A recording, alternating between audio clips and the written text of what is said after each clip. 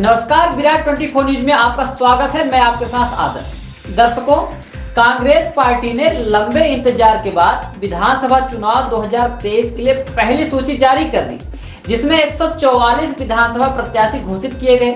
अगर बात करें विंध्य की, तो बड़े नामों में अजय सिंह राहुल को चुराहट से प्रत्याशी बनाया गया है, जिनके सामने भाजपा ने सरदेंदु तिवारी को उतारा है, जो निवर्तमान विधायक हैं। वहीं सिहावल से निवर्तमान विधायक कमलेश्वर पटेल को एक बार फिर मौका दिया गया है, जबकि अमरपाटन से राजेंद्र सिंह को पार्टी ने मैदान में उतारा है और सतना के निवर्तमान विधायक सिद्धार्थ कुशवाहा पर दांव आजमाया गया है।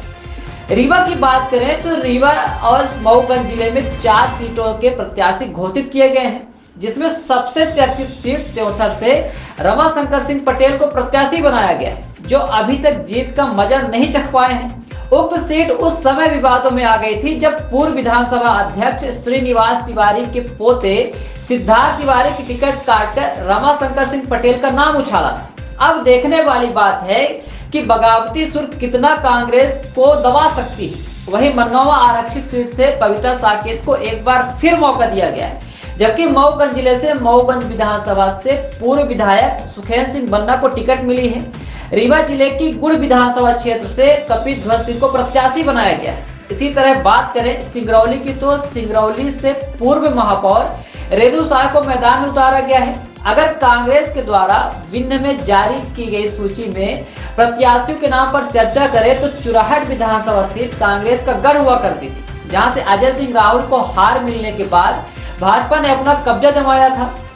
उसी सीट पर एक बार फिर अजय सिंह राहुल को टक्कर देने के लिए सरदेंदु तिवारी सामने होंगे। महत्वपूर्ण सीटों में सतना जिले की अमरपाटन विधानसभा सीट भी आती है, जहां से राजेंद्र कुमार सिंह मंत्री विधानसभा उपाध्यक्ष रह चुके हैं, लेकिन उनकी सीट पर रामखिलावन पटेल का कब्जा था, जो भाजपा सरकार में मंत्री रहे हैं। राजेंद्र कुमार सिंह को रामखिलावन पटेल के खिलाफ जो एंटी इनकम्बेंसी थी, उसका फायदा मिलने की संभावना है। शायद इसलिए पार्टी आला कमान ने राजेंद्र कुमार सिंह को फिर से मौका दिया है। अगर बात करें सिहावल विधानसभा क्षेत्र से, तो यह इंद्रजीत पटेल की विधानसभा सीट हुआ करती थी, जहां इन दिनों पूर्व मंत्री कमलेश्वर पटेल का कब्जा है। विंध्य में 2018 में कांग्रेस का सोफड़ा साफ हो गया था, लेकिन कमलेश्वर पटेल ने जीत हासिल कर मंत्री बने थे। हालांकि इनको टक्कर देने के लिए भाजपा ने विश्वामित्र पाठक को सामने उतारा है, जो काफी हद तक टक्कर दे सकते हैं। अगर बात करें रीवा जिले की, तो कांग्रेस पार्टी ने अभी रीवा विधानसभा सीट से प्रत्याशी घोषित नहीं किया है। इसके पीछे माना जा रहा है कि पार्टी ऐसे प्रत्याशी की तलाश में है जो राजेंद्र शुक्ला को कड़ी टक्कर दे सके और उसे सभी वर्गों की वोट मिल सके। साथ ही बैस समाज को साधने के लिए पार्टी लगातार प्रयासरत है, क्योंकि बैस समाज की वोट बीजेपी में जाती है।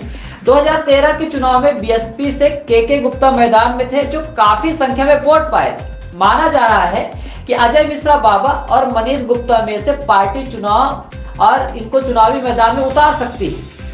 अजय मिश्रा बाबा महापौर हैं, जिसे देखते हुए जहां कांग्रेस टिकट दे सकती है, वहीं बैस समाज को साधने के लिए मनीष गुप्ता को प्रत्याशी बनाए जाने की प्रबल संभावना जताई जा रही है। बात करें तो गुड़ विधानसभा क्षेत्र से, जहां कपिध्वज सिंह को प्रत्याशी बनाया गया है।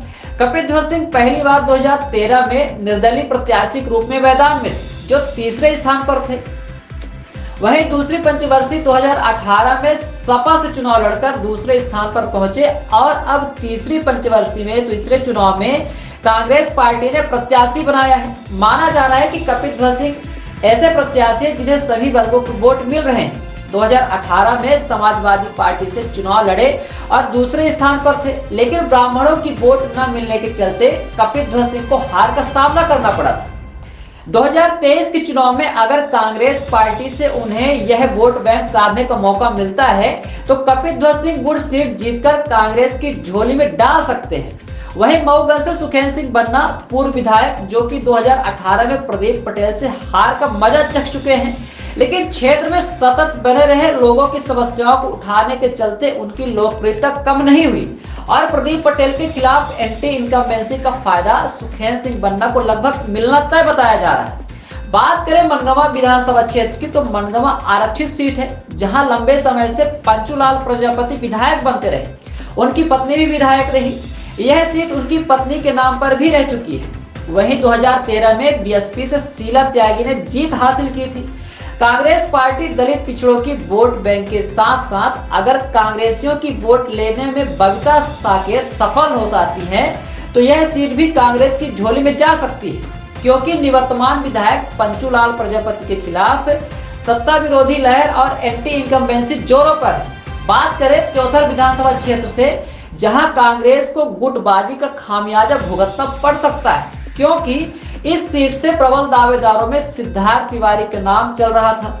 हाल ही में उन्हें महामंत्री बनाया गया, तभी समर्थकों को मालूम हो गया था कि सिद्धार्थ तिवारी को टिकट नहीं मिलेगी, उनकी टिकट कट सकती है, जिसके बाद धड़ाधड़ इस्तीफे का दौर जारी हुआ।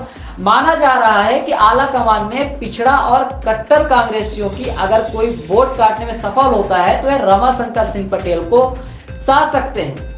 शायद इसलिए तीसरी बार फिर से कांग्रेस ने रमाशंकर पटेल को भरोसा जताया है और मैदान में उतारा है, क्योंकि त्योथर ब्राह्मण बाहुल क्षेत्र के साथ साथ पिछड़े वर्ग के वोट भी पर्याप्त हैं, जिन्हें काटने में सिर्फ रमाशंकर पटेल ही सफल हो सकते हैं। इसी नजरिए से यह सीट कांग्रेस के लिए एक मजबूत मानी जाती है। इस तरह से कांग्रेस ने विंध्य में काफी गहन चिंतन मंथन करने के बाद प्रत्याशियों की सूची जारी की है, जो भाजपा को कड़ी टक्कर दे सकते हैं। अगर अब बात करें जिन विधानसभा सीटों में पेच फंसा हुआ है, उनमें से रीवा, सिमरिया, सिरमौर और देवतलाव है। देवतलाव से जयवीर सिंह, पद्मेश गौतम प्रबल दावेदार माने जा रहे हैं, क्योंकि भाजपा ने पहले से ही यहां से निवर्तमान विधानसभा अध्यक्ष गिरीश गौतम को प्रत्याशी बना दिया है, जिसके चलते कांग्रेस पार्टी में अभी भी मंथन चल रहा है और संभावना है कि जयवीर सिंह को यहां से प्रत्याशी बनाया जा सकता है। वहीं बात करें सिरमौर की, तो सिरमौर से बीएसपी ने पहले ही रिटायर्ड डीएसपी बीडी पांडे को प्रत्याशी बनाकर भाजपा के दिव्यराज सिंह को कड़ी चुनौती दे दी है। ऐसे में अगर कांग्रेस किसी कमजोर प्रत्याशी को टिकट देती है तो बीएसपी का पलड़ा भारी हो जाएगा। वहीं जातिगत असर भी सिरमौर विधानसभा क्षेत्र में पड़ने की संभावना जताई जा रही है। सिरमौर विधानसभा क्षेत्र से राज्यसभा सांसद राजमणि पटेल, पूर्णिमा तिवारी के बीच में पेच फंसा हुआ है। हालांकि माना जा रहा है कि अगर भाजपा को टक्कर देनी है तो ऐसा प्रत्याशी उतारना चाहिए कांग्रेस को, जो ब्राह्मण वोटों के साथ साथ अन्य पिछड़ा वर्ग की भी वोट कांग्रेस की झोली में डाल सके। अगर बात करें सिमरिया विधानसभा क्षेत्र की, तो सबसे ज्यादा दावेदारों की लिस्ट कांग्रेस में शामिल है और सबसे ज्यादा गुटबाजी भी सिमरिया में ही देखने को मिल सकती है। पूर्व विधायक अभय मिश्रा कांग्रेस छोड़कर बीजेपी में शामिल हो चुके हैं, जिसके बाद सत्यनारायण चतुर्वेदी, त्रियुग नारायण शुक्ला के बीच में पेच फंसा है। लेकिन सिमरिया और सिरमौर से प्रत्याशी घोषित करने में कांग्रेस को पसीना आ रहा है, क्योंकि दोनों सीटों पर बागी प्रत्याशियों के उतरने की प्रबल संभावना है और काफी उलटफेर भी हो सकता है, जिससे माना जा रहा है कि दूसरी लिस्ट में रीवा जिले की इन चारों सीटों से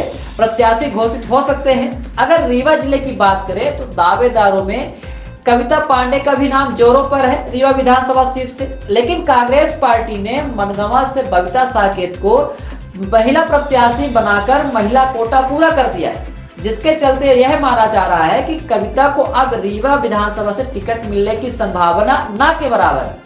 आपको बता दें कि जिस तरह से 2018 में भाजपा और कांग्रेस के बीच जोरदार टक्कर थी, मतों का प्रतिशत कम होने के बावजूद कांग्रेस ने सरकार बनाई थी, वह अपने परिणाम में और सुधार लाना चाहती है, जिसके चलते काफी चिंतन के बाद प्रत्याशियों की सूची जारी की जा रही है। वहीं भाजपा जो 2018 के चुनाव में विंध्य क्षेत्र से कांग्रेस का सूफड़ा लगभग साफ ही कर दिया था, वह कोई रिस्क नहीं लेना चाहती और वह ऐसे विधायकों की टिकट काटने के लिए तैयार है जिनके खिलाफ एंटी इनकम्बेंसी देखने को मिल रही है। अब विंध्य के लोगों को सिमरिया, सिरमौर, रीवा और देवतलाव के प्रत्याशियों के लिए इंतजार 1-2 दिन और करना पड़ सकता है। अब देखने वाली बात यह है कि भाजपा और कांग्रेस के द्वारा 4 विधानसभाओं में घोषित किए गए प्रत्याशियों के प्रति जनता का क्या रुझान है और सरकार के प्रति एंटी इनकम्बेंसी का फायदा कांग्रेस उठा पाती है या फिर अपने पुराने गुटबाजी के चलते एक बार फिर जोर का झटका खा सकती है। बने रहिए विराट 24 न्यूज के साथ, हमें दीजिए इजाजत। बहुत बहुत धन्यवाद।